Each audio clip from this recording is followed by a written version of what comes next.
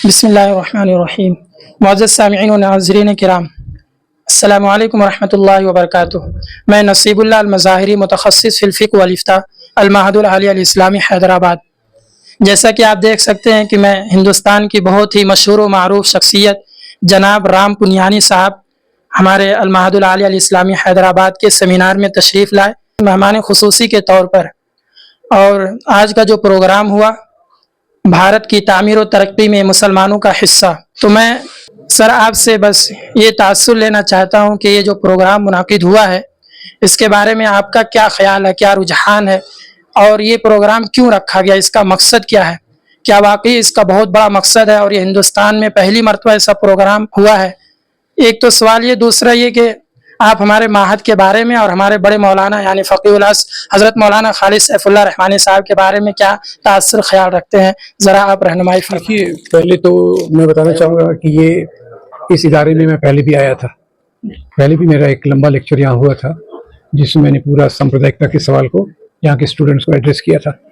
और आज का जो प्रोग्राम हुआ, ये जो हमारे चेयरमैन साहब हैं यहाँ के, तो उनका ये जो सबसे प्रेसिडेंशियल एड्रेस था बहुत कॉम्प्रिहेंसिव था। यानी उसमें पूरे भारत का चित्र था कि मुसलमान यहाँ कैसे आए, इस्लाम यहाँ कैसे फैला और मुस्लिम कम्युनिटी ने भारत के बनने में क्या क्या योगदान दिया। और ये सवाल राजाओं का केवल लड़ाई से नहीं था, और उन्होंने बाकी जो चीज़ें इंट्रोड्यूस की प्रोडक्शन के मामले में, जीडीपी को बढ़ाने के लिए या टैक्सेशन के बारे में, लगान के सिस्टम को लगाने में, तो मुस्लिम एडमिनिस्ट्रेशन ने वो किस प्रकार से कंट्रीब्यूट किया, वो एक बात आई। और दूसरा, मुस्लिम कम्युनिटी कैसे यहाँ की होकर रह गई, मतलब कोई वो विदेशी नहीं है, वो यहाँ की है। तो ये बातें, और दूसरा जो आज के जो प्रेजेंटेशन से, तो आपके मौलाना साहब ने तो बहुत अच्छी स्पीच दी जो हिंदी में भी हमें उसको पूरा पढ़ा, काफ़ी अच्छी लगी। और साथ ही साथ जो बाकी प्रेजेंटेशंस हुए जी, जो अलग अलग पहलुओं पे हुए, मकाना जो पेश किया, तो वो जो प्रेजेंटेशन थे वो बहुत अच्छे थे।